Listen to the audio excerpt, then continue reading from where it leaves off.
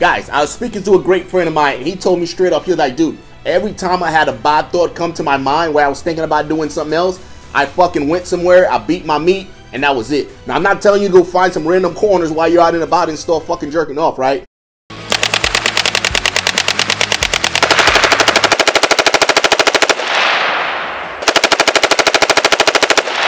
What's going on, guys? Welcome back to the channel. So today I'm going to explain to you why being married in Special Forces is so easy. Oftentimes you hear about all the divorces that takes place within Special Forces. You hear about how guys can't maintain a relationship for longer than a couple of years. You always hear that it's a running joke for guys to have at least 2, if not 3 divorces, right? Guys, I'm here to tell you that the reason why that is because of, you guessed it, you, the Special Forces operator, right? Guys, as men, I'm a firm believer in that we control everything that is within our hemisphere, right? We control everything that is within our world, to include our relationships. A lot of guys tend to put the fact that they're getting a divorce on the Special Forces regiment. They say, oh, it's the job, you know, all the countless deployments, all the countless hours of work. That's not true at all, right? Fact of the matter is, majority of these guys are getting divorces because they don't want to be married. They don't want to put in the work to nourish their relationship, right? So today I want to share with you 5 things that you can do to help your marriage survive within the world of special operation. Because truth of the matter is, guys, it's the easiest thing that you'll ever have to do, right?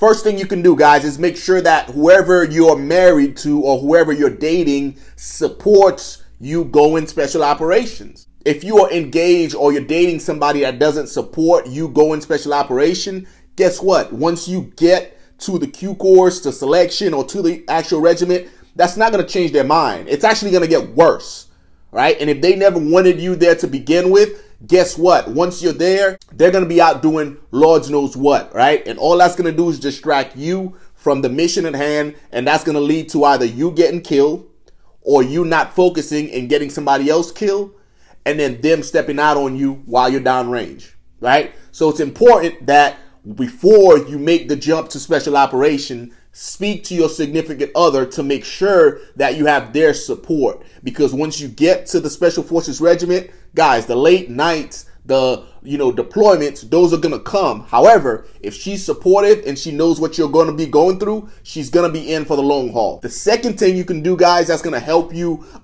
survive special operation as far as marriage goes, it's going to be when you're at work, dudes, be at work, right? I get it.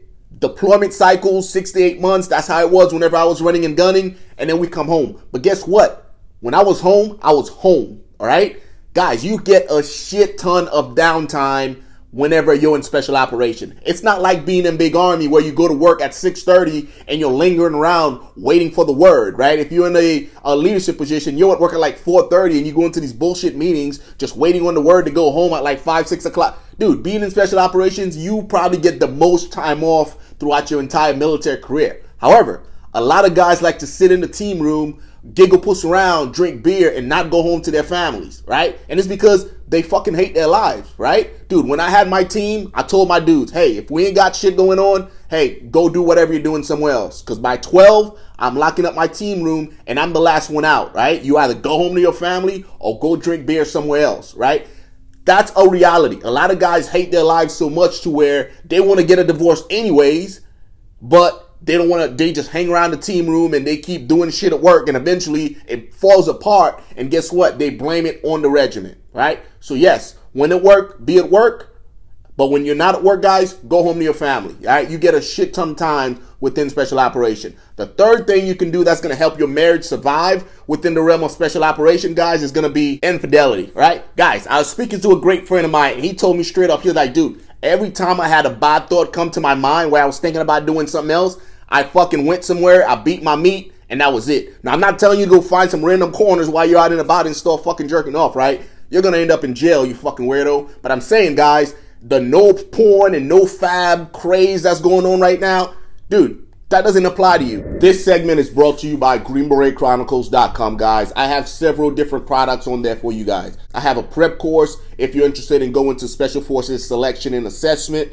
Then I have the workout program that I put together for you guys, Body by Jay. While you're on there, guys, make sure you visit the Green Beret Chronicles shop, where you have several different t-shirts, to include this one that I have on here right now, guys, along with the running and gunning one. And then you also have patches and stickers on there, all right? And then I also have the SFAS purchase list as far as things you can purchase from Amazon that's going to help you out at SFAS. I will link all of that below for you guys, all right? And again, the last two are free, my gift to you to help you get selected. With all that said, guys, let's get back to the episode. You're the top 1% of the 1%, right? You're a fucking sociopath to begin with. Don't try to harness all that testosterone in thinking that it's gonna help you, you know, unlock some fucking magic fucking creativity, and then you're just walking around wanting to hump everything that moves, right? Dude, find a room, beat your meat, and then go about your business, right? And then whenever you get home, reunite with your family. Don't be one of those fucking SF guys that's going around fucking everything that moves and then blame the fact that you're getting a divorce